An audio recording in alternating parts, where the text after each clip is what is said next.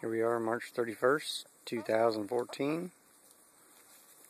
Chickens are doing their things, eating up carpenter ant eggs. Looks like somebody stumbled across a pile of them.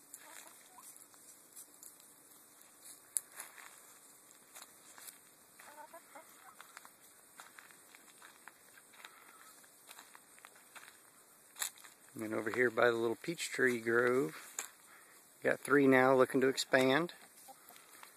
Had a little bed laid out of mulch, and the chickens are constantly stirring and fertilizing when I let them out in the evening time.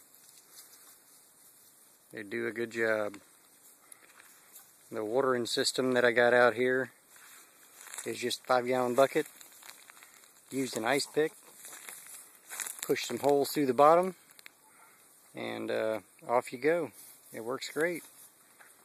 And as you can see, there's peaches hanging on the tree.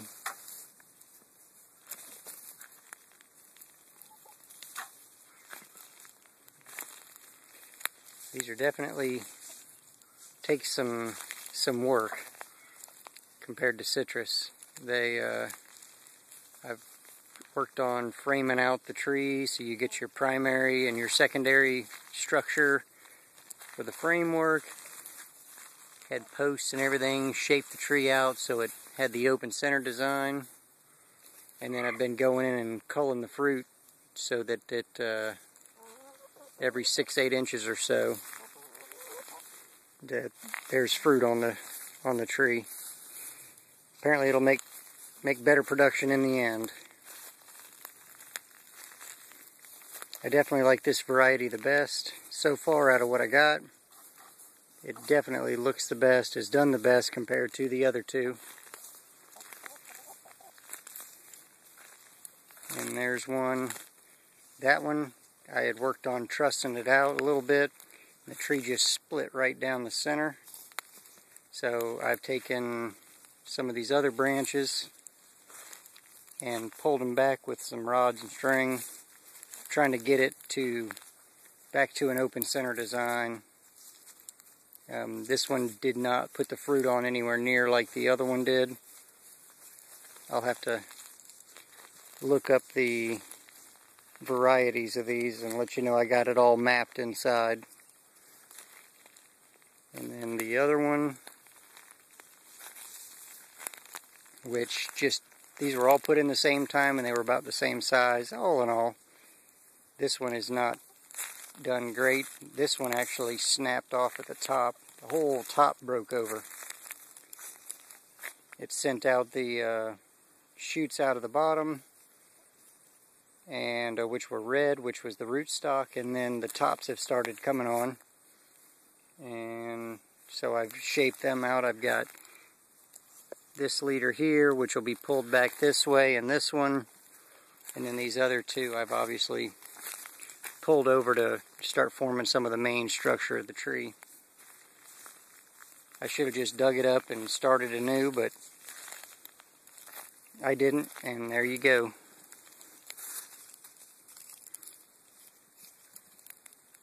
That one's a tropic beauty.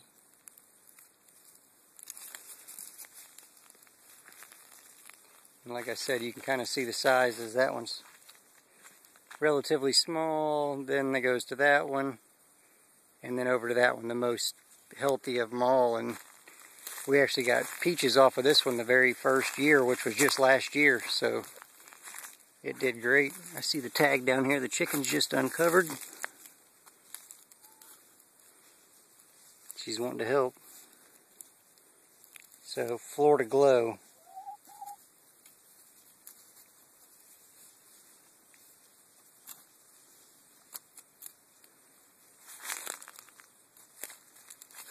From what I read, you want to leave some of the cover on the inside to keep the main limbs from getting sunburned, and then you'll cut that out as you go.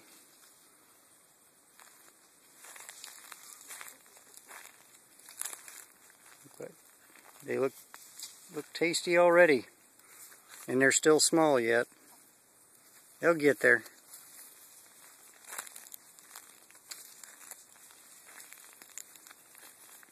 And you can see the branches on the ground. That's just a small portion of what I trimmed out of this one tree here. So you can tell how much it grew. There's 5, 6, every bit of 6 foot long got cut out of them trees, or out of this tree here.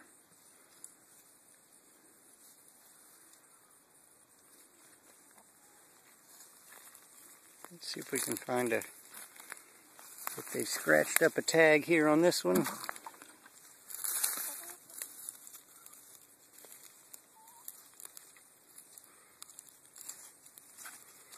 That one is a UF Sun Florida Guard peach.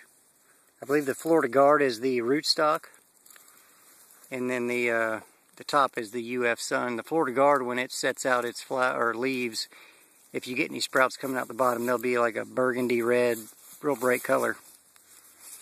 And then these logs that I had laid around, those I had string tied to and then up into the tops of the trees, and that was helping pull them down and shape them.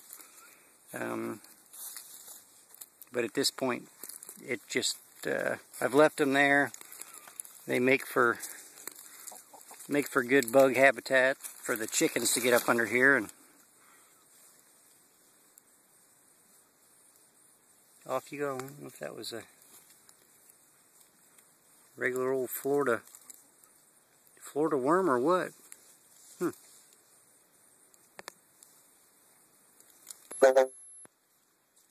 Oh, there goes my battery. Time to stop this one.